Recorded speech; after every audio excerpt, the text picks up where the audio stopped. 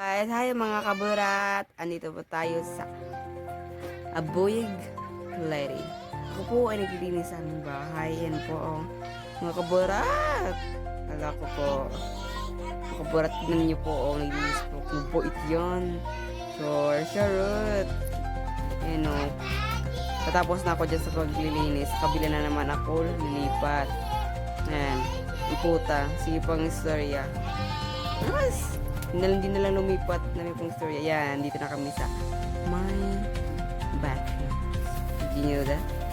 Ayan mga kaburat, tapunta kung tayo sa susuri. Kung tutulak sa sulod. Ano ka ba the girl? Ayan o.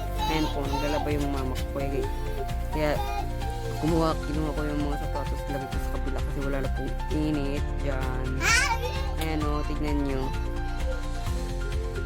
Ayan, hindi na babalik na ako kasi tapos na po yan. Okay. Ayan po, andito po ako ay tapos na. Meron po akong ipapita sa inyong kabubuluhang. Ano pong meaning nito?